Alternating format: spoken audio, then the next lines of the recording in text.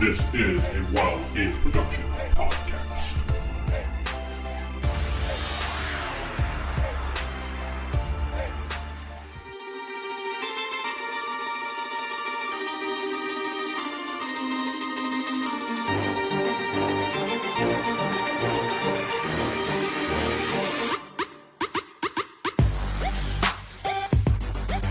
Hey folks, Vince the Evil DM, the podfather of OSR Podcasting, is back with yet another daily episode.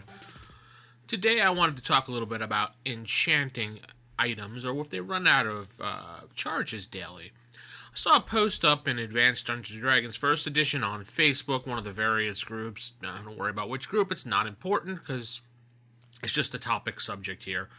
I'm not referencing anybody, what they said.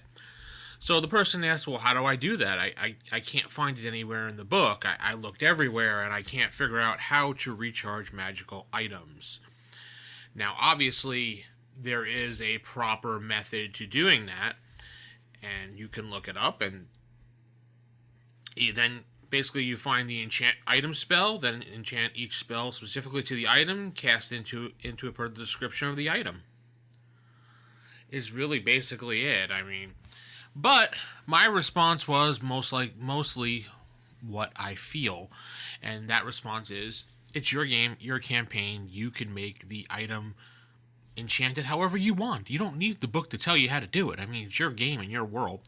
So if you want that magical sword that has a certain amount of enchantments, or that wand, for example, we'll say, has a certain amount of charges, like 12, and all of a sudden, boom, it's gone. The player wants to know how to recharge that item, and you're scratching your head thinking, I don't know, I guess that's it. But you can have him go on a quest and find out, get a magic user to do an identify spell on it, and maybe there's a little quest attached to it that he has to bring it to a certain temple, and he must place it on an altar at midnight when the moon is full, which is once a month or something.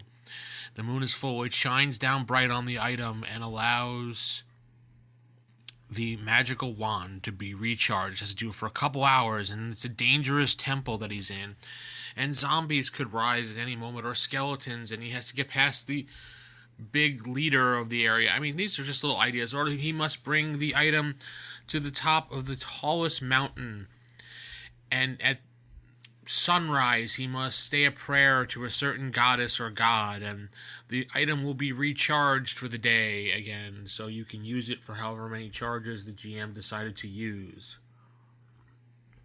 There's really unlimited possibilities, and I'm unsure why a lot of people feel that they need a book explanation for everything. I understand this is the new way to do things because everybody in 5e can't think for themselves. And I'm not talking about the old school players or players that come into it from another edition. I'm talking about the mainstream players. They don't know how to think outside the box. I got a lot of flack for thinking outside the box, along with my co-host Sal. When we did our 5e podcast, we used to think outside the box a lot, and we used to get a lot of flack for that from the mainstream community, saying, well, it's not in the book. Who cares what's not in the fucking book? If it's not in the book, you can do whatever you want. It's your game. Unless you're playing, what do they call it, Adventures League or RPGA version of 5e, who cares? What does it really matter? Is Wizard of the Coast coming to your house looking over your shoulder saying, well, Vince, that decision you made with that monster was incorrect according to the rules, because in our books, we determined that it can only do this and that, and thus the players have read that, so they know ahead of time that the monster cannot do this or that. Fuck you, no. I will do what I need to do in my campaign to make sure we all have fun. It's in my house, who cares? And that's what a lot of players just don't get, is that GMs or DMs change things all the time to make things fun, and you don't necessarily need the book to tell you how to do it. If you can't find something, make a judgment call on something, and as long as your judgment call stays consistent throughout the entire campaign and you're not constantly changing rules all around left and right, everything should be fine. Now, I know a couple GMs that will do that. They will make judgment calls, which is perfectly fine by my standards, but halfway through a campaign, reverse that judgment call and make another judgment call and changing the rules around, so it gets kind of confusing to the players. And I've experienced that on my end, so I know how it feels when it happens. So I try to make sure when I run my campaigns that I follow a standard judgment call or standard rules, and we usually write it down so people know. I'll say, going forward, we're doing this, and then we all kind of jot it down, or I'll jot it down in my little notes, because I always keep things in my Scrivener app on my laptop. I find that Scrivener is easy to use for as far as planning and rules and campaigns. It's actually a really great resource. I should probably talk about it in an episode upcoming this week. I don't know. I may or may not.